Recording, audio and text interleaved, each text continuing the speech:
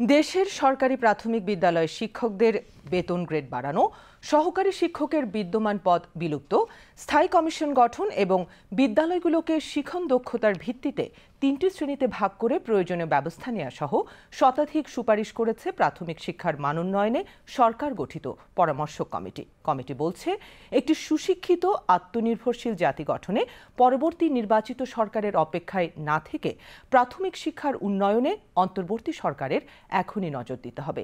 Report দিনার সুলতানার। একটি শিশু ভবিষ্যতে কতটুকু নৈতিক মানবিক চরিত্রবান হবে কিংবা দেশ ও জাতির প্রতি কতটুকু দায়িত্বশীল হবে, এর অনেকটাই নির্ভর করে তার প্রাথমিক জীবনের শিক্ষার উপর। আর তাই প্রাথমিক শিক্ষার অপরিসীম গুরুত্ব বিবেচনায় নিয়ে সরকার গঠিত পরামর্শক কমিটি শিক্ষার্থীদের শিক্ষণের উপর জোর দিচ্ছেন। তারা বলছেন, মৌলিক দক্ষতা জরিপের মাধ্যমে বিদ্যালয়গুলোকে ৩টি শ্রেণীতে ভাগ করে প্রয়োজনীয় ব্যবস্থা নিতে হবে।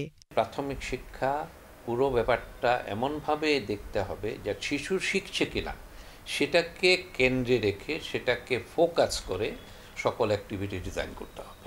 সবচেয়ে প্রথম যে জিনিসটা তার জানা দরকার সেটা হলো তার মাতৃভাষার উপর তার দখল।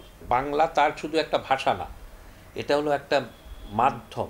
এর মাধ্যমে সে অন্যান্য বিষয়গুলি পড়বে। এর পাশাপাশি মৌলিক গণিত, এই দুইটা জায়গায় গুরুত্ব দেওয়াটাকে আমরা সবচেয়ে জরুরি বিষয় বলে মনে করছি। প্রত্যেকটা স্কুলকে লাল, হলুদ এবং সবুজ এই 3টা ক্যাটাগরিতে ভাগ করা। লাল মানে এটা বড় সমস্যা আছে, হলুদ মানে আরেকটু ভালো, আর সবুজ মানে সেটা ভালো। ওই যদি দেখা যায় একটা স্কুল খুব খারাপ অবস্থা আছে, লাল, এখন শিক্ষক কিভাবে চেষ্টা করবেন? তাকে বলা হবে যে কতদিন আপনার স্কুল লাল থাকবে, আপনি কি করছেন এটাকে ভালো জায়গায় নিয়ে আসার জন্য। ভবিষ্যৎ প্রজন্মকে স্বপ্ন দেখানোর মহান দায়িত্ব যাদের, সেসব শিক্ষকদের বেতন গ্রেড 1 ধাপ বাড়ানো এবং সহকারী শিক্ষকের বিদ্যমান পদ বিলুপ্ত করে নতুন পদবীর সুপারিশ করেছে পরামর্শক কমিটি। শিক্ষকতায় আসার জন্য প্রস্তুতি বা যোগ্যতা অর্জন করতে হবে, শিক্ষা বিজ্ঞানে কোনো ডিগ্রি থাকতে হবে। একটা বিএড, এমএড হোক বা ডিপ্লোমা হোক, শিক্ষকরা 13 গ্রেডে আছে। তা আমরা বলছি অন্তত 12 গ্রেডে শুরু করা হোক, যেটা দ্বিতীয় শ্রেণী। সহকারী শিক্ষক এখন আছে, পেশাগত উত্তরণের কোনো উপায় নাই, ব্যবস্থা নাই। আমরা বলছি সেটা পরিবর্তন হওয়া দরকার। শিক্ষকতায় যারা আসবেন প্রাথমিক মাধ্যমিক মিলে, তাদের জন্য আলাদা বেতন কাঠামো, আলাদা একটা ক্যাডারের মতো কিছু তৈরি করা দরকার। তারা বলছেন, শিক্ষায় বিনিয়োগ বাড়ানোর পাশাপাশি প্রাথমিক ও মাধ্যমিক পর্যায়ে পাঠ্যক্রমে থাকতে হবে ধারাবাহিকতা। প্রতি এলাকায় মোটামুটি গ্রহণযোগ্য মানের বিদ্যালয়, সরকারি বিদ্যালয় থাকতে হবে। তাহলে হয়তো বেসরকারি কিন্ডারগার্টেনে যাওয়ার চেষ্টা, বা এখন বলা হচ্ছে যে মাদ্রাসায় চলে যাচ্ছে অনেক, কারণ ওখানে খরচ কম।